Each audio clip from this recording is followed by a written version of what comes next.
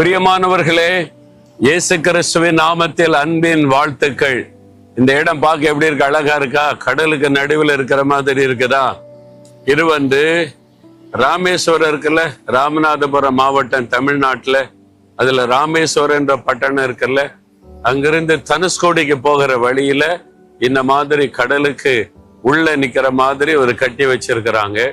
ரொம்ப அழகா இருக்கு. ரெண்டு பக்கம் கடல் அலை வந்து கொண்டு இருக்குது, பின்னால அலை வீசுது. ரொம்ப அழகான ஒரு இடம் இது.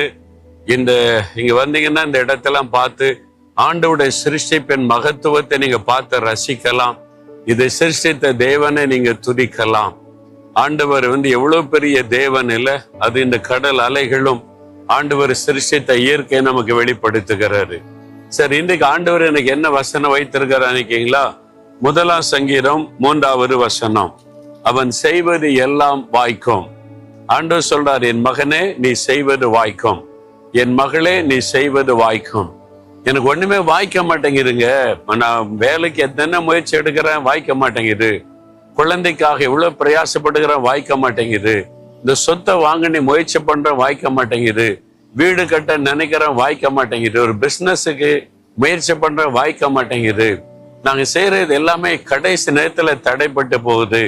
இது நிறைய பேருடைய பிரச்சனை. இன்னைக்கு உங்க வாழ்க்கையில ஏதோ ஒரு காரியம் வாய்க்கல, நடக்கல, அது முயற்சி பண்ணிக்கிட்டே இருக்கீங்க, தோல்வி தோல்வி தோல்வி அடைஞ்சுக்கிட்டே இருக்குது. ஆனா இன்னைக்கு ஆண்டவர் சொல்றார், மகளே வாய்க்கும், மகனே வாய்க்கும், நீ செய்வதெல்லாம் வாய்க்கும். என்ன ஆண்டவர் சொல்றார்? அதுக்கு ஒரு ரகசியம் சொல்றார். அந்த 1 சங்கீதத்தை வாசித்தா, கர்த்தருடைய வேதத்தில் பிரியமாயிருந்து இரவும் பகலும் இந்த வேதத்தில் தியானமாயிருக்கிற மனுஷன் பாக்கியவான், அவன் செய்வதெல்லாம் வாய்க்கும். வாய்க்கணுமானா இதுதான் ஒரே வழி. ஒரு சமயம் ஒரு நண்பர் அப்படிதான் பேசினார். ஒண்ணுமே வாய்க்க மாட்டேங்குதுயா, எனக்கு எதை எடுத்தாலும் கடைசி நேரத்துல தடை தோல்வி, ஒண்ணு வாய்க்க மாட்டேங்குது என்பதாய் சொன்னார். அதுக்காக ஜெபம் பண்ணணும்னு சொன்னார். நான் ஜெபிக்கிறேன். ஜெபத்தை விட ரொம்ப முக்கியமான ஒரு ஆலோசனை சொல்றேன். இதை செஞ்சீங்கன்னா வாய்க்கும். என்ன செய்யணும்னு கேட்டா, நீங்க பிரயாணப்பட வேண்டாம், உங்களை வருத்தி கொள்ள வேண்டாம், காணிக்க கொடுக்க வேண்டாம், உங்க பண செல்வத்தை கொடுக்க வேண்டாம், வசனத்துல தியானமா இருங்க. இந்த 1 சங்கீதத்தை வாசித்து காண்பித்து வேதத்துல பிரியமா இருந்து அதை தினம் வாசித்து தியானித்து அந்த நாள் முழுவதும் வசனத்தை தியானித்து கொண்டே இருங்க, காரியம் வாய்க்கும்னு. அப்படி அவ்வளவுதான். ரொம்ப சிம்பிள் இல்ல? இப்போ நிறைய காணிக்க கொடுங்க, வாய்க்குன்னா கொடுக்க ரெடியா இருக்கிறோம்.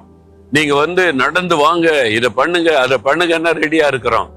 ஆண்டவர் கஷ்டமானதை செய்ய சொல்லல, ரொம்ப சுலபம். தினம் பைபிள் வாசிங்க, தியானிங்க, அவ்வளவுதான் சொல்றார்.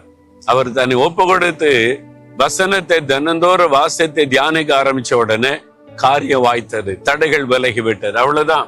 வசனத்தின்படி நம்மை வாழ்வதற்கு அர்ப்பணிப்பாரு. இன்னைக்கு ஒப்பு கொடுக்கிறீங்களா? ஆண்டவரே, என் காரியம் வாய்க்கும், நான் விசுவாசிக்கிறேன். உம்முடைய வேதத்தில் பிரியமா இருந்த நான் தியானமா இருப்பேன். ஒப்பு கொடுங்க, இதயத்துல கை வைங்க, கை வைங்க. ஆண்டவரே, என் காரியத்தை நீர் வாய்க்க பண்ணுகிறீர், ஜெயம் தருகிறீர், தடைகளை மாற்றுகிறீர்.